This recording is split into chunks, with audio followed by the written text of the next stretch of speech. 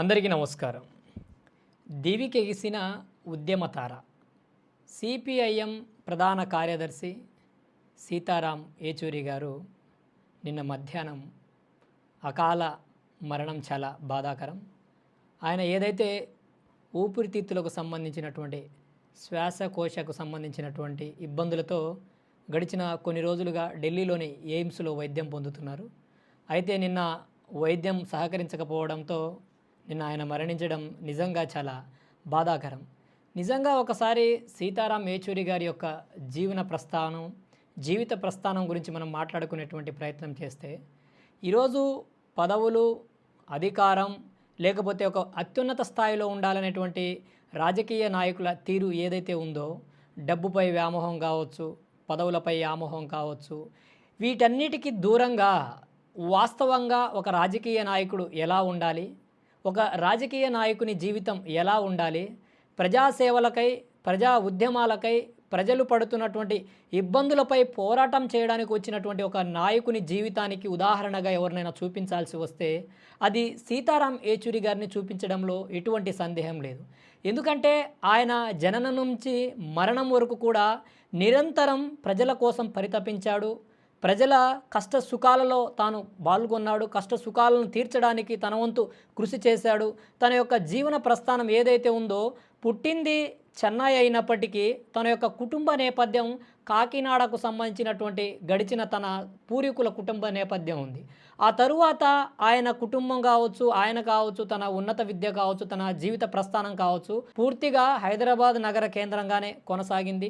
ఆ తర్వాత ఢిల్లీలో జవహర్లాల్ నెహ్రూ యూనివర్సిటీ విద్యార్థి నాయకుడుగా ఏదైతే ఆయన సిపిఐఎం ఏదైతే మార్కిస్ట్ భావాలు కలిగినటువంటి సీతారాం ఏచూరి గారి తన విద్యార్థి జీవితంలో స్టూడెంట్ ఫెడరేషన్ ఆఫ్ ఇండియా ఏదైతే సిపిఐఎం యొక్క అనుబంధ విద్యార్థి విభాగం ఎస్ఎఫ్ఐలో చేరడం, అక్కడి నుంచి అంచెలంచెలుగా తన యొక్క పోరాటాన్ని ముందుకు కొనసాగిస్తూ అంచెలంచెలుగా అభివృద్ధి చెందుతూ ఒక సాధారణ కుటుంబంలో పుట్టినటువంటి వ్యక్తి అంచెలంచెలుగా ఎదిగి సిపిఐఎం పార్టీ యొక్క జాతీయ ప్రధాన కార్యదర్శిగా 3 సార్లు ఎన్నికవడం అంటే ఇప్పుడున్నటువంటి పరిస్థితుల్లో అంత సింపుల్ అంశమేం కాదు.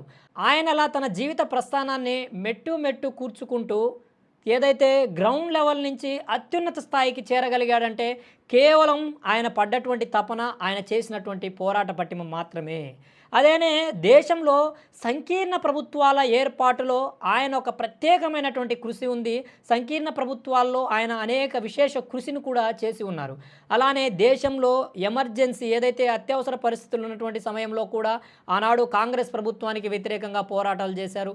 ఇలా ఒకటా రెండా ప్రతి అంశంలో కూడా ఆయన రాజ్యసభ సభ్యుడిగా, లోక్సభ సభ్యుడిగా అనేక పోరాటాలను చేసి సీతారాం ఏచూరి పార్లమెంట్లో ఉన్నాడంటే ఏదైనా ఒక బిల్లును ప్రవేశపెట్టాలన్నా, ఒక తీర్మానాన్ని చేయాలన్నా నాటి ప్రభుత్వాలు ఒక సంశయంతో ఆలోచనలో పడిపోయేటువంటి పరిస్థితులకు ఆయనకి ఎదిగాడంటే నిరంతరం ఆయన చేసినటువంటి కృషి, ఆయన సాధించినటువంటి జ్ఞాన సంపార్జననే ఆయన్ని అత్యున్నత స్థాయిలో నిలబెట్టగలిగాయి. నిజంగా ఈ రోజుల్లో ఇలాంటి నాయకులు ఉన్నారా?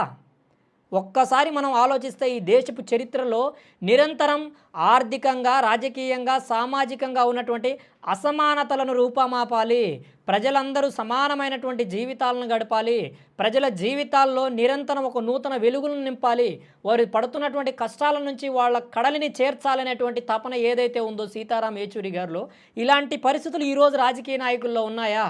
అలానే సీతారాం ఏచూరి గారంటే దేశవ్యాప్తంగా ఉన్నటువంటి అన్ని పార్టీలు కూడా గౌరవిస్తాయి, అన్ని పార్టీలకు చెందినటువంటి నాయకులు కూడా గౌరవిస్తాయి. అంటే కారణం ఏంటంటే ఆయన యొక్క వ్యక్తిత్వం కావచ్చు, ఆయన యొక్క ఆశాభావం కావచ్చు, ఆయన జీవించినటువంటి జీవన విధానం కావచ్చు, ఆయన కృషి చేసినటువంటి ప్రజల సమస్యల పరిష్కారానికి ఆయన తప్పించినటువంటి విధి విధానాలు కావచ్చు, దేశవ్యాప్తంగా అటు ఏ పార్టీలో కూడా సీతారాం ఏచూరి గారిని వ్యతిరేకించేటువంటి వ్యక్తులు చాలా అరుదుగా కనిపిస్తారు. ఆయన జీవితం కూడా అలానే ముందుకు కొనసాగింది. ఇలా తన జీవన ప్రస్థానం మొదటి నుంచి చివరి వరకు కూడా సిపిఐఎం పార్టీకి తన యొక్క జీవితాన్ని త్యాగం చేశారు. సిపిఐఎం పార్టీ యొక్క సిద్ధాంతాలకు ఆశయ సాధన కోసం, ఆ పార్టీ యొక్క సిద్ధాంతాలను సఫలీకృతం చేయడం కోసం వరుసగా 3 సార్లు ఆ పార్టీ జాతీయ ప్రధాన కార్యదర్శిగా ఎన్నికై అనేక విశేష సేవలను అందించారు సీతారాం ఏచూరి గారు. ఆయన మరణం నిజంగా ఒక లోటును కలిగించింది. ఏదైతే సిపిఐఎం కావచ్చు, కమ్యూనిస్ట్ పార్టీలకు సంబంధించి, లేకపోతే ఒక రకమైనటువంటి ఉద్యమ భావాలకు సంబంధించినటువంటి అంశాల్లో ఒక రకమైనటువంటి కొరత ఏర్పడిందనడంలో ఎటువంటి సందేహం లేదు. సీతారాం ఏచూరి లాంటి నాయకులు ఈరోజు దేశంలో రావాల్సినటువంటి అవసరం ఉంది. ఏదైతే వారి యొక్క ఆర్థిక రాజకీయ స్థితిగతులను మెరుగుపరుచుకోవడం కోసమే కాకుండా ప్రజల జీవితాల్లో కూడా మార్పును తీసుకురావాలి, ప్రజల యొక్క స్థితిగతుల్లో కూడా మార్పులు తీసుకురావాలి, ఆర్థిక రాజకీయ సామాజిక అసమానతలను రూపుమాపాలనేటువంటి ఆలోచన సరళి ఏదైతే ఉందో అలాంటి నాయకులు ఈరోజు దేశంలో రావాల్సినటువంటి ప్రాధాన్యత చాలానే సంతరించుకుంది. కానీ ఈరోజు అలాంటి సిపిఐఎం సిపిఐ పార్టీలో కూడా ఇంత నిబద్ధత కలిగినటువంటి వ్యక్తులు సీతారాం ఏచూరి లాంటి ఒక విషయ పరిజ్ఞానం కలిగి సిద్ధాంతాలకు కట్టుబడి సిద్ధాంతాల ఆశయ సాధన కోసం కట్టుబడేటువంటి నాయకులు కూడా ఈరోజు అరుదుగా తయారయ్యారు. ఈరోజు అన్ని రాజకీయ పార్టీల్లో కూడా సీతారాం ఏచూరి గారు అలానే రాబోయేటువంటి రాజకీయ తరాలు కొత్తగా మేము రాజకీయాల్లోకి రావాలనుకుంటున్నాం, తమ రాజకీయంలోకి రావాలంటే ఎవరిని ఉదాహరణగా తీసుకోవాలి, తమ రాజకీయ జీవితాన్ని ఎవరిని ఒక ఉదాహరణగా తీసుకొని ముందుకు వెళ్ళాలనేటువంటి ఆలోచన అనేటువంటి చర్చ వస్తే 100% సీతారాం ఏచూరి గారి జీవితాన్ని, ఆయన జీవించినటువంటి స్థితిగతులను, ఆయన ఎదుర్కొన్నటువంటి పరిస్థితులను, ఆయన చేసినటువంటి పోరాట పటిమను కూడా ఆదర్శంగా తీసుకొని ఈరోజు నూతన యువతరం రాజకీయాల్లో అరంగేట్రం చేయవచ్చు. ఆయన జీవితమే ఒక గొప్ప ఉదాహరణ. నిజంగా సీతారాం ఏచూరి గారి యొక్క మరణం తీరని లోటు. ఆయన ఆత్మకు శాంతి చేకూరాలని, ఆయన ఆశయ సిద్ధాంతాల కోసం, ఆయన కలలు కన్న భారతదేశపు సంస్థాగతమైనటువంటి మార్పుల కోసం, ఆయన కలలు కన్నటువంటి సమసమాజ కోసం, ఆయన కలలు కన్నటువంటి అసమానతలు లేని భారతదేశ సాకారానికి నా వంతు నేను కృషి చేస్తానని, అలానే దేశంలో ఉన్నటువంటి రాజకీయ పార్టీలు కూడా ఇలాంటి గొప్ప వ్యక్తుల యొక్క జీవితాలను ఆదర్శంగా తీసుకొని నిరంతరం ప్రజల సమస్యల పరిష్కారానికి కృషి చేస్తాయని మనసా వాచా కర్మేణ విశ్వసిస్తున్నాను. జై భీమ్, జై భారత్.